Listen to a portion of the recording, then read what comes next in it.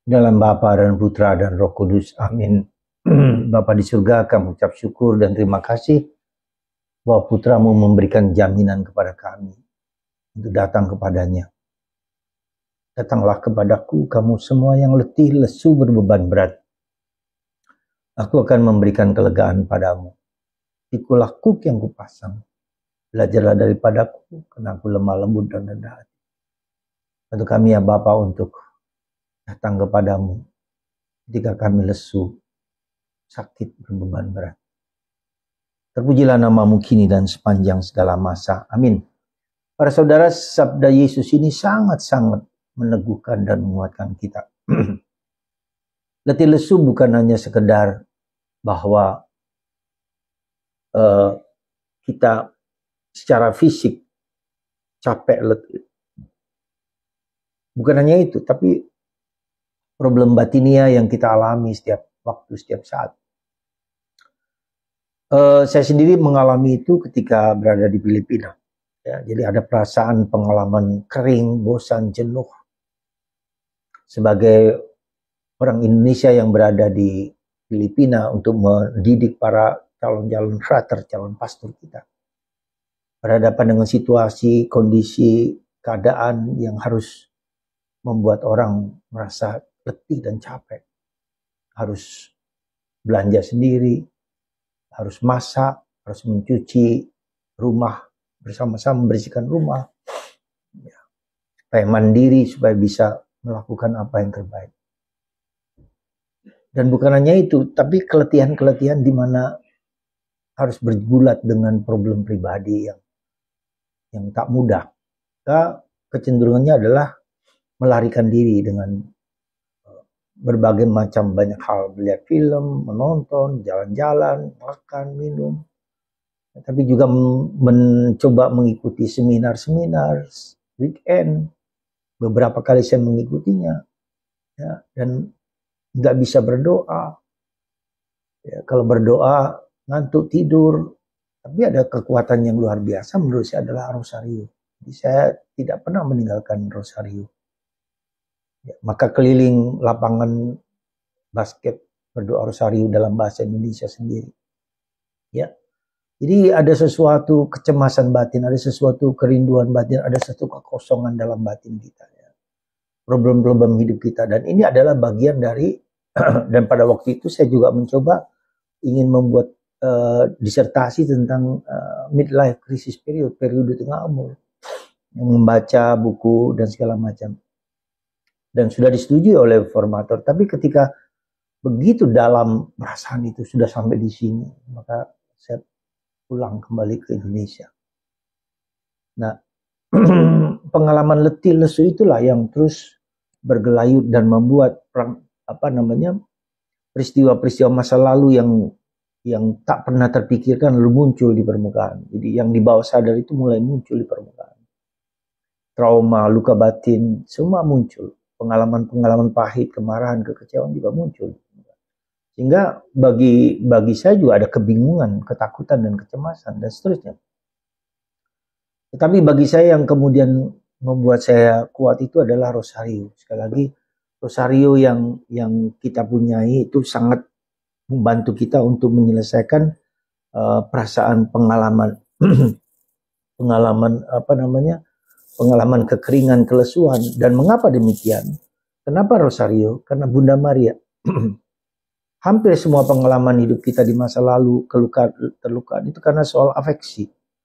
Ya, pengalaman dengan ibu, pengalaman dengan bapak, pengalaman dengan saudara, pengalaman itu semua. Nah, Bunda Maria lah yang kemudian menjadi ibuku. Sekali lagi bukan hanya ibu gereja, bukan hanya ibu kita, tapi ibuku. Ya, pengalaman afeksi dari ibu itu sangat-sangat dan sangat membantu menyelesaikan hidup batin kita, kelesuan kita. Dan di sanalah kemudian saya merasa bahwa Bunda Maria lah yang membawa saya kepada Yesus. Yesus apa? Yesus yang tersalib. Yesus yang menderita, Yesus yang terluka. Dan saya mengajak Yesus untuk masuk di dalam pengalaman masa lalu, masa kecil, ya, masa inner child, ya, pengalaman di masa lalu. Dan itu Yesus menyembuhkan pelan-pelan.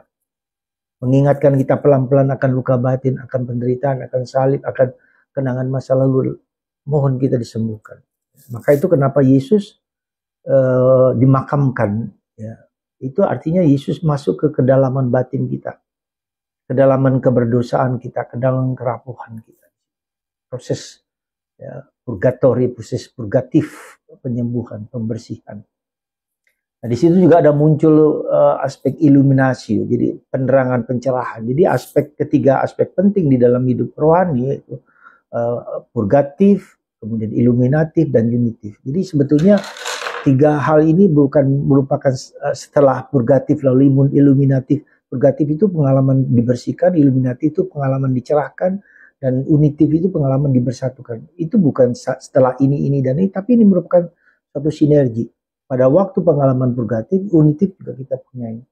Pada waktu pengalaman pencerahan iluminatif, itu juga kita mengalami purgatif dan pengalaman kebersatuan.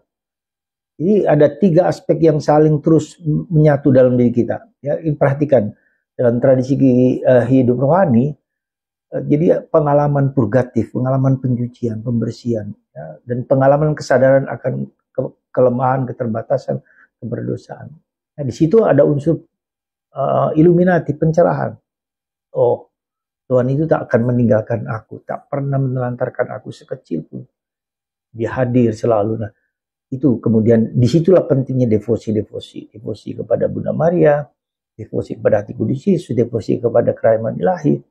Itu sangat penting untuk membersihkan katakanlah pengalaman yang masa lalu.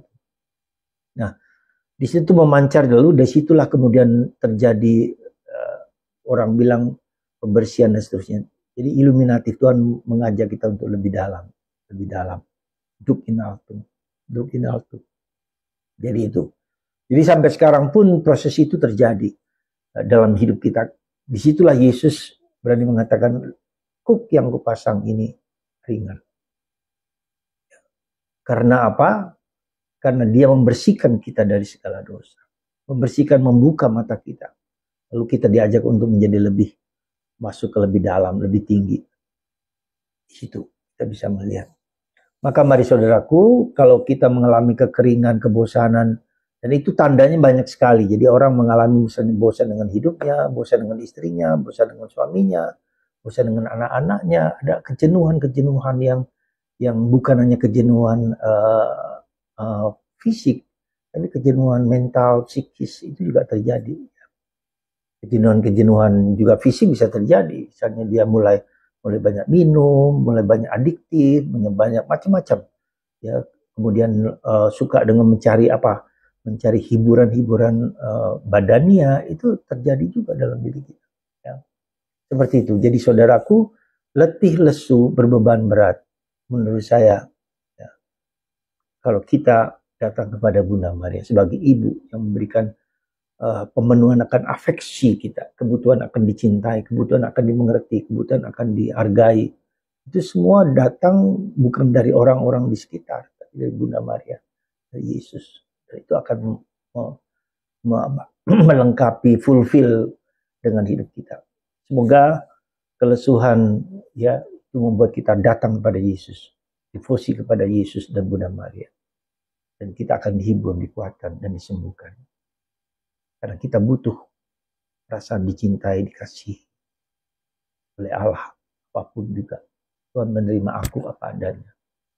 Bukan seperti yang apa adanya dari orang lain. Dan itu membuat kita lebih tenang dalam hidup. Tuhan memberkati Anda dan semua. Semoga Anda tidak takut menghadapi kelesuhan, keletihan dalam hidup. Berkat Tuhan Bapa, Putra, dan Roh Kudus. Amin.